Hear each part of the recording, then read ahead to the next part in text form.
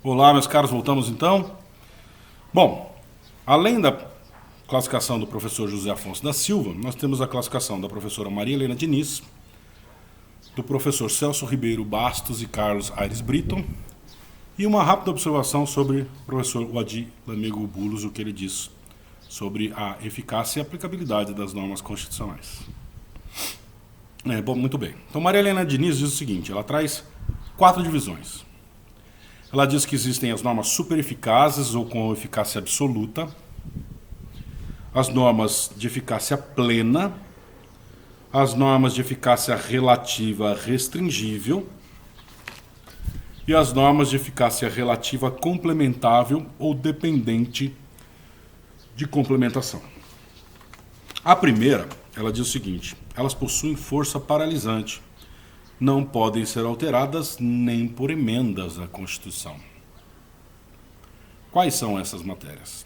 As matérias das cláusulas pétreas. Então ela diz que as cláusulas pétreas, elas são normas super eficazes ou com eficácia absoluta. Elas são intangíveis e possuem força paralisante. Tanto as cláusulas pétreas explícitas como as cláusulas pétreas implícitas estão classificadas dentro destas normas super eficazes ou com eficácia absoluta. Bom, nós vimos aqui que muitos doutrinadores não concordam com esse posicionamento, que é muito próximo do que disse o professor Alexandre de Moraes ao classificar a nossa Constituição como super rígida e não como rígida. Porque ele disse que nós temos um núcleo imodificável. O entendimento da professora Maria Helena Diniz é no mesmo sentido. Existem normas que possuem, que não podem ser alteradas por emenda, que possuem, portanto, eficácia paralisante. A gente viu que outros doutrinadores não concordam com isso, porque entendem que lá no artigo 60, parágrafo 4º da Constituição, está dizendo que não será objeto de emenda a proposta tendente a abolir os temas previstos nas cláusulas pétreas, né? Então, entendem que não significa que não se possa dispor sobre aqueles temas, mas que aqueles temas não podem ser abolidos. Nós já vimos essa discussão aqui. Vamos lá. Artigo 60, parágrafo 4º. Não será objeto de deliberação a proposta de emenda tendente a abolir a forma federativa de Estado, o voto direto, secreto, universal e periódico, a separação dos poderes, os direitos e garantias individuais. Muito bem. Ela entende que estas são normas super eficazes e de eficácia absoluta, porque nem emenda pode dispor sobre elas. Outros doutrinadores, vou repetir, entendem que as emendas podem dispor sobre elas. Não podem abolir esses temas, essas matérias. Então não posso ter uma emenda, uma proposta de emenda que seja tendente a abolir a forma federativa de Estado. Mas eu posso ter uma emenda que disponha sobre a forma federativa de Estado, por exemplo, ampliando a autonomia dos entes da federação. Ou seja, fortalecendo a forma federativa, fortalecendo o federalismo. Né? Então, tem essa discussão. Além disso, ela diz que tem aquelas normas de eficácia plena, que correspondem à classificação do professor José Afonso, aplicabilidade imediata e eficácia plena. Né? Que são aquelas normas que não dependem da atuação do legislador infraconstitucional para produzirem os seus efeitos. Muito bem? Exemplo, artigo 5º, inciso 3 da Constituição, que veda a tortura.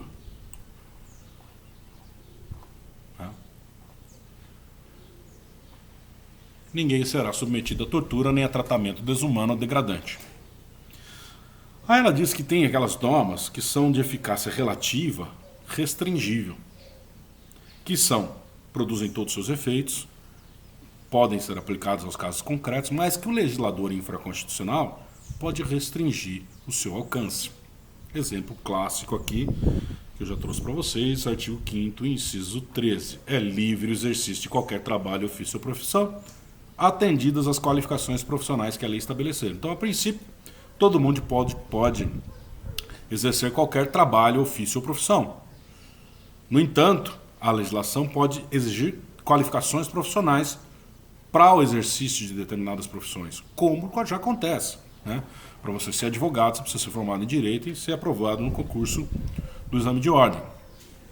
É uma qualificação exigida por uma lei infraconstitucional. Ou seja, a lei infraconstitucional restringiu o alcance do livre exercício de qualquer trabalho, ofício ou profissão.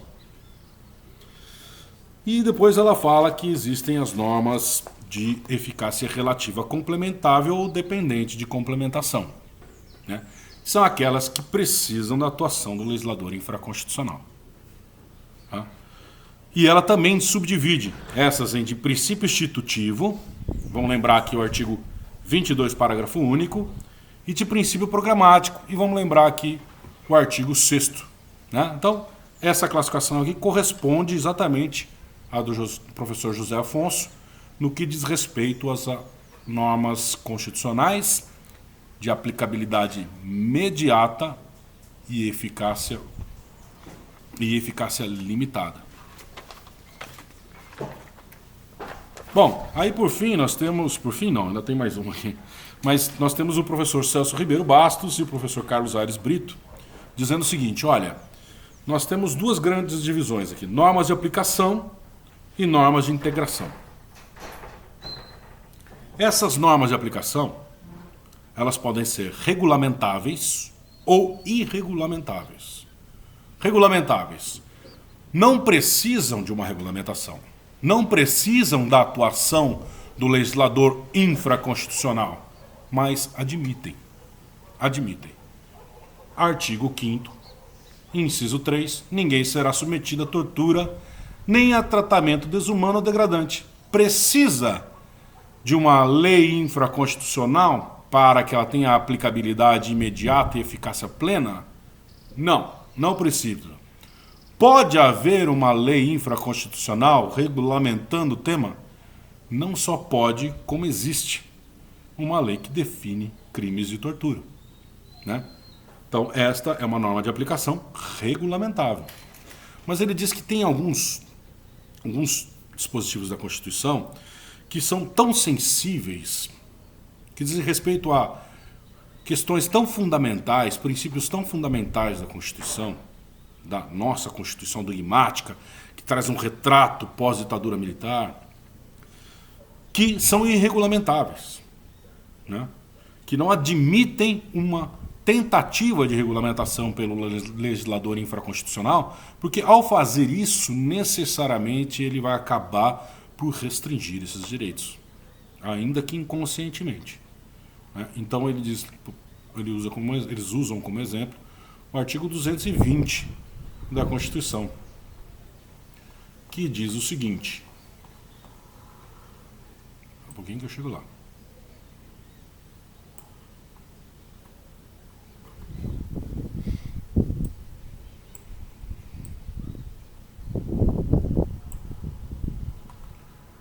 A manifestação do pensamento, a criação, a expressão e a informação, sob qualquer forma, processo ou veículo, não sofrerão qualquer restrição, observado o disposto nessa Constituição. Isso aqui diz respeito à liberdade de manifestação do pensamento, à liberdade da expressão, da informação, à liberdade de imprensa, né? Essas liberdades sendo usadas por qualquer processo ou veículo. Muito bem. Esses professores entendem que qualquer tentativa de regulamentação num dispositivo como esse fere a Constituição, né? Fere a Constituição. Então, eles entendem que não é possível se regulamentar tal dispositivo. Outro dispositivo que eles trazem é o artigo 5º, inciso 9 da Constituição. Vamos lá. É livre a expressão da atividade intelectual, artística, científica e de comunicação, independentemente de censura ou licença. A liberdade de manifestação do pensamento também conversando aí com a liberdade de imprensa. Né? Aqui está prevista a liberdade de imprensa, inclusive. Então, nós não podemos ter, segundo eles, uma regulamentação de alguns dispositivos da Constituição, porque qualquer tentativa de regulamentação vai ferir a Constituição. Então, esses dispositivos são irregulamentáveis. Então, eu falei que essas são as normas de aplicação. Aquelas regulamentáveis e aquelas irregulamentáveis. Ambas não precisam da atuação do legislador infraconstitucional para produzirem os seus efeitos, para terem a sua aplicação aos casos concretos. E aí ele diz o seguinte: agora nós temos as normas de integração. E essas normas de integração, elas são complementáveis ou restringíveis. Né? Então eles dizem o seguinte: olha, a norma de integração complementável, ela depende da legislação infraconstitucional para a produção de seus efeitos. Então é o caso do artigo 5º, inciso 32, que diz que o Estado promoverá, na forma da lei, a defesa do consumidor. Depende da legislação infraconstitucional para que produza todos os seus efeitos. E dentro dessas normas de integração, ele diz que, além das complementáveis, que são essas que eu acabei de falar, existem também as restringíveis, que são aquelas em que o legislador constitucional autoriza o legislador infraconstitucional a restringir o alcance. Né? Corresponde à classificação do professor José Afonso da Silva das normas de aplicabilidade imediata e eficácia contida, ou, como chama o Michel Temer, restringível ou redutível. Né? Exemplo, artigo 5º, inciso 13, é livre o exercício de qualquer trabalho, ofício ou profissão, atendidas as qualificações profissionais que a lei infraconstitucional estabelecer. Tá? Então eles trazem esta grande divisão. E por fim, agora por fim mesmo, o professor Wadila Megubulos, ele diz o seguinte: olha, existem, além destas normas, além dessa classificação do professor José Afonso da Silva, algumas normas que são de eficácia exaurida e aplicabilidade esgotada.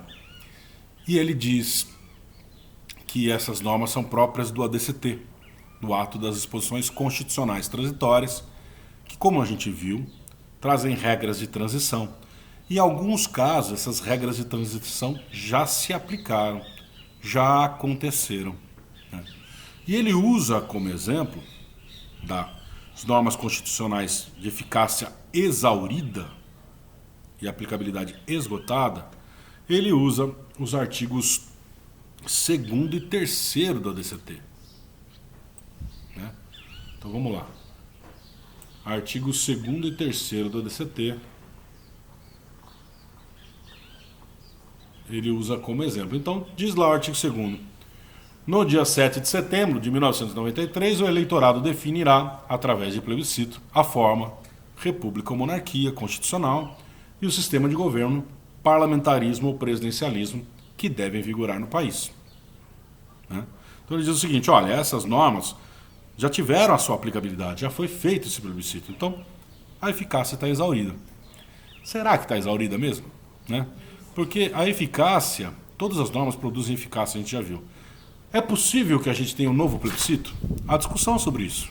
Né? Por quê? Por causa da previsão do artigo 2º. Então, se há essa discussão, o artigo 2º, se reconhecerem que não é possível um novo plebiscito, porque o artigo 2º fala que somente no dia 7 de setembro de 93 ele acontecerá, e ele já aconteceu, e que, então, portanto, não podemos ter um novo plebiscito, significa que a eficácia desse artigo não está exaurida. Ela continua sendo produzida. É lógico que não como naquele momento em que aconteceu o plebiscito, mas ainda assim produz efeitos. Produz efeitos no sentido de vedar que se faça um novo plebiscito. No mesmo sentido é a previsão do artigo 3º, que diz: a revisão constitucional será realizada após 5 anos, contados da promulgação da Constituição, pelo voto da maioria absoluta dos membros do Congresso Nacional, em sessão unicameral. Já aconteceu essa revisão? Já aconteceu. A aplicabilidade está esgotada? Está esgotada. Mas a eficácia está exaurida? Será? Eu posso ter uma nova revisão? Grande parte dos constitucionalistas dizem que a vedação a uma nova revisão é uma cláusula pétrea implícita. Ou seja, eu não posso ter uma nova revisão. Por quê? Porque este artigo diz que a revisão será realizada. Então, ele continua produzindo efeitos. Certo? Então é isso, gente. É isso que eu tinha para trazer para vocês nestas aulas, nessas gravações, sobre a estrutura da Constituição e a eficácia e aplicabilidade das normas constitucionais. Até mais.